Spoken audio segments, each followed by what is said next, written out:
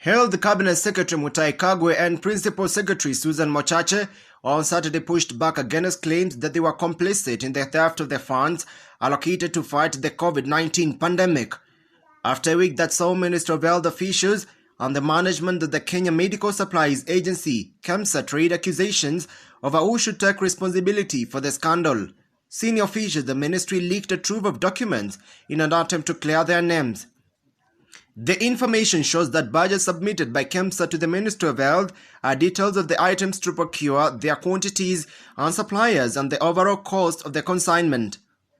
What was not immediately clear was whether the PS came up with their own pricing and where to procure the materials and who were to be given the tenders. However, the trove of documents includes emails and appears to absolve Ms. Mochache of claims that she ordered Kemsa to procure various items and provided a list of firms which she wanted to be given the tenders. Whereas an impression has been created that the ministry had given Kemsa a list of suppliers who were provided the details while submitting the rationalized budget. I reiterate that my concern in this matter was solely on the budget, that I had no intention to manage or direct the procurement process. An email sent by Ms. Mochache to Mr. Edward Njoroge, the acting CEO at Kemsa, reads, Mr. Kagwe, in a response, said it is all his job to talk to his CEOs but not to abet crimes. I talk to them all the time, but I have never asked or directed them to commit a crime, Mr. Kagwe said. But it was Ms. Mochache who appeared to be putting up a spirited fight to clear her name.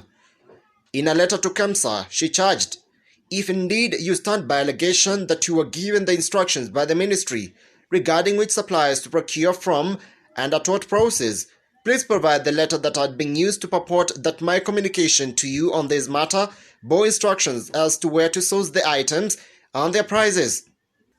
The leaking of internal documents came as lawyers asked the government to halt payment bills of amounting to 148 million owed to companies that supplied the COVID-19 related items to Kemsa.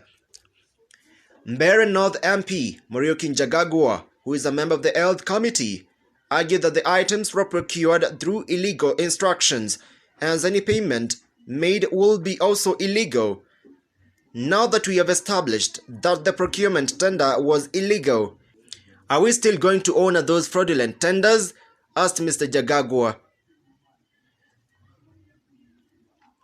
At the same time, the Pentecostal Alliance of Kenya asked Mr. Kagwe to step aside and allow detectives to investigate his officials without interference.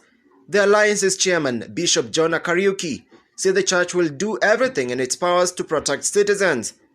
We are surprised that money that had been allocated to treat patients and manage COVID-19 has been stolen under CS Kagwe's watch, said the bishop, who also asked suspended Kemsa CEO John Manjari to provide all relevant information to investigating agencies. All we want is for these people to be apprehended and taken to court for corruption, said Bishop Kariuki. Pastor B.A. Joyce of Harvest Ministries International, Nairobi, said it was wrong for government officials to misappropriate COVID-19 funds. She also called on the government to take action to prevent donors from pulling away. Mr. Manjari told a joint Senate Committee of Health and COVID-19 that he will occasionally receive phone calls and text messages from either Mr. Kagwe or Ms. Mochache on issues related to procurement of the COVID-19 materials. His statement was, however, weakened by the fact that he did not have any written instructions from the two to support his claims. In a fight back, Ms. Mochache says there is a general misunderstanding on the letters purported to have originated from her. On August 27th, she wrote a letter to Mr. Edward Njoroge, the acting CEO at Kemsa, with the reference, allegations of provision by this office of names of preferred companies to supply COVID-19 items.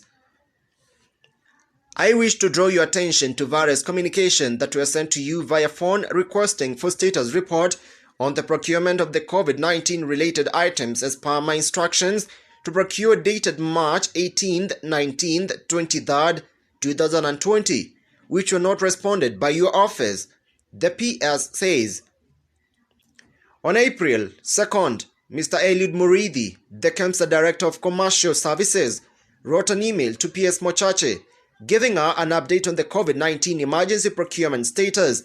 The email was copied to Mr. Gitura, Dr. Manjari and Mr. Juma. Please note that we shall be forwarding another report that includes the Kenyatta National Hospital on a different sheet and a summary of the Ministry of Health procurement as guided. The email reads. Later on the same day, Mr. Muriithi sent another email with additional information which included amounts to be incurred. Please find final version of the COVID-19 emergency procurement status at date 2nd April 2020. Please note that the total planned procurement for PPEs, including ventilators, amounts to 236,716,500 Kenyan shillings. Planned procurement for lab commodities amounts to 318,523,945.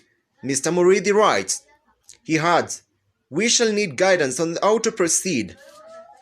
We shall need guidance on how to proceed on lab commodities in order to manage available budgets. For the sake of good order, please note that included on different sheets related procurements on behalf of other institutions, including Kenya Police Prisons and the Kenyatta National Hospital. On April 7th, Mr. Muriithi wrote to the PS saying that they had decided to scale down their commitments upon her advice. The documents from Kemsa revealed discrepancies in the pricing of various items. For instance, a firm known as Med supplied N95 face mask at a cost of 250 Kenyan shillings, while Kema Limited, By Royal Limited, and Qatar Diagnostics Limited supplied the same at a cost of 700 Kenyan shillings per item. Shield Trading and Logistics Limited and the Megascope Healthcare Limited were to supply the same N95 face mask at a cost of 900 Kenyan shillings per piece. All the firms supplied personal protective equipment kits at a cost of 9,500 Kenyan shillings. John Matava, Bahari News, Kenya.